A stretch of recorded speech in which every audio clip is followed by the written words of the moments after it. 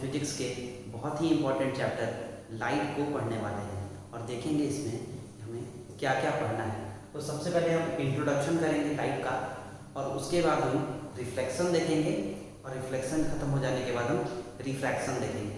तो लाइट क्या है? तो it is nothing but a form of energy which enables us to see an object, यानी एक एनर्जी का फॉर्म है जिसकी वजह से हम किसी भी ऑब्जेक्ट को देख सकते हैं।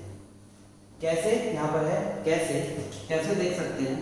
तो तभी देख सकते हैं जब ऑब्जेक्ट पर किसी का कहीं से लाइट पड़े और वो वहाँ से टकरा के या रिफ्लेक्ट होकर या रिफ्रैक्ट होकर हमारे आइज पर आए और आइज जो है अपने आइज से ब्रेन में या ब्रेन इंटरप्रेट करे कि वो ऑब्जेक्ट कैसा है, तो ही देख सकते हैं। यानी when it falls on an object and the rays from object enters our eyes, यानी किसी ऑब्जेक्ट पे पड़े और ऑब्जेक्ट से जो रे निकले हमारे आइज पर आए और हमारा आई क्या करेगा, उसको ब्रेन में भेजेगा और ब्रेन इंटरप्रेट करेगा, जिससे हम उस ऑब्जेक्ट को समझ सकते हैं कि उसका साइज क्या है, कलर क्या है, शेप क्या है, समझ सकते हैं। तो यहाँ पर आप देखोगे तो एक ऐसा है कि लाइट जहाँ से आ रहा है, यानी एक जो है हमारा सोर्स है जहाँ से लाइट आ रहा है और ये एक ऑब्जेक्ट है जहाँ से लाइट, यहाँ से रे जो है निकल रहा है। तो यहाँ से एक बात आती है दो तरह के ऑब्जेक्ट्स की। एक जो ऑब्जेक्ट होता है उसको हम कहते हैं, एक ऑब्जेक्ट होता है उसको हम कहते हैं लुमिनस ऑब्जेक्ट और एक होता है जिसको हम कहते हैं नॉन लुमिनस ऑब्जेक्ट।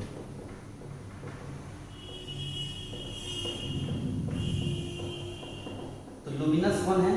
तो लुमिनस वो है जो अपना लाइट खुद इमिट करता है, यानी खुद ही सोर्स है लाइट का। तो विच इमिट्स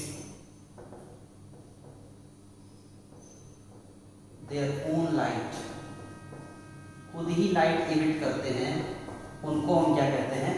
लुमिनस। इसमें एग्जाम्पल क्या क्या आ जाएगा? तो जैसे सन एक लुमिनस सोर्स ऑफ लाइट है, स्टार्स, बल्ब, ये सब क्या है? लुमिनस सोर्स ऑफ लाइट है।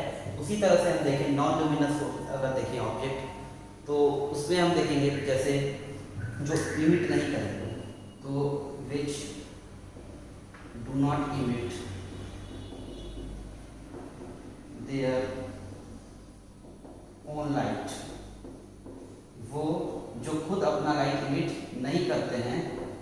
तो खुद नहीं इमिट करते हैं तब कैसे होता है? यानी इन पर कोई लुमिनस ऑब्जेक्ट का लाइट पड़ता होगा, यानी लुमिनस ऑब्जेक्ट पर पड़ा इस पर, तब हमें दिखाई दिया। जैसे चेयर, तो चेयर अंधेरे में दिखाई नहीं देगा, तो क्या होगा? कोई बल्ब जलेगा या सनलाइट है कहीं से भी आएगा, वो उस पर पड़ेगा, उसका रेज हमारे पर आएगा, तब हम उस ऑब्जेक्ट को यानी चेयर को देख सकते हैं। तो ये है लुमिनस और नॉन लुमिनस ऑब्जेक्ट। अब हम देखेंगे कि लाइट का नेचर क्या है। अब हम देखेंगे नेचर ऑफ लाइट। तो नेचर ऑफ लाइट अगर हम देखें तो ये डुअल नेचर होता है। जैसे आपका सेलफोन डुअल सिम है, वैसे लाइट भी जो है वो डुअल नेचर का है। डुअल नेचर ये वेव नेचर भी शो करता है और पार्टिकल नेचर भी शो करता है।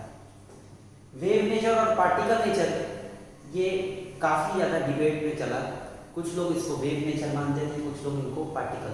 तो साइंटिस्ट क्रिस्टियन हाइजेंस ने प्रपोज किया अपना वेव नेचर, वहीं एल्बर्ट आइंस्टाइन ने बाद में अपना यहाँ पर थ्योरी पब्लिश किया जो कि है पार्टिकल नेचर का।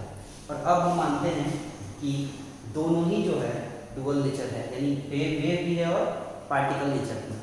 तो वेव में अगर हम देखें कि वेव में लाइट कैसा होता है, तो आपको पता होगा कि वेव दो तरह का होता है। अगर हम देखें वेव, एक होता है मैकेनिकल वेव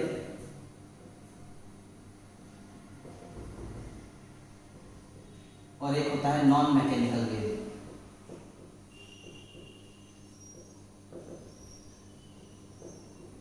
तो मैकेनिकल वेव वैसे वेव होते हैं जिनको मटेरियल चाहिए, इट रिक्वायर्स मटेरियल मीडियम, जैसे कि साउंड।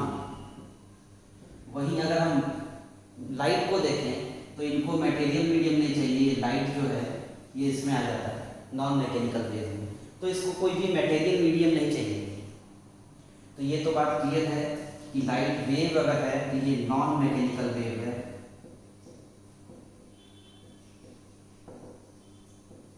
और उसमें भी इसका नेचर जो है वो है इलेक्ट्रोमैग्नेटिक।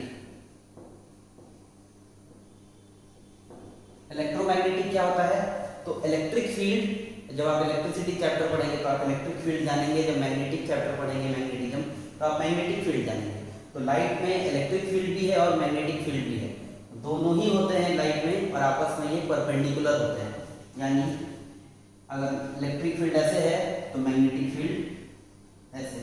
कहने का क्या मतलब है कि आपस में दोनों क्या होते हैं? परपेंडिकुलर होते हैं। इसको वेव फॉर्म में समझेंगे तो ज़्यादा समझ में आएगा और आपको ये 12th क्लास में समझना है इलेक्ट्रोमैग्नेटिक, लाइट के इलेक्ट्रोमैग्नेटिक वाले चैप्टर में। तो इससे आपको समझ में आया कि वेव नेचर लाइट का है। और वेव नेचर में भी कुछ फेनोमेनन्स हैं। जैसे फेनोमेनन क्या होते हैं? तो फेनोमेनन मतलब नेचुरल इवेंट्स। तो इसमें अगर हम देखें तो 3 मेजर फेनोमेनन्स हैं। एक जिसको हम कहते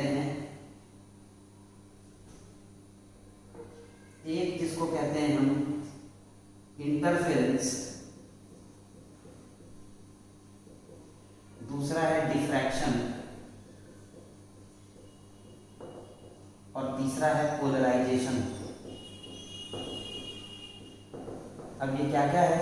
तो इंटरफेरेंस का मतलब होता है दो वेव का आपस में सुपर इम्पोज होना, यानी एक के ऊपर एक दूसरे वेव को आना, सेम फ्रीक्वेंसी सेम तरह का वेव दो वेव अगर एक के ऊपर एक आ जाए तो उसको बोलते हैं हम इंटरफेरेंस। डिफ्रैक्शन लाइट का कॉर्नर पे बेंड करना, जैसे कोई अगर ये कार्डबोर्ड का अगर स्लिट बना दिए हैं और अगर लाइट आ रहा है तो वो कॉर्नर पे बेंड हो जाता है इस तरह से, तो इसको इस फेनोमेनन को बोलते हैं हम लोग डिफ्रैक्शन।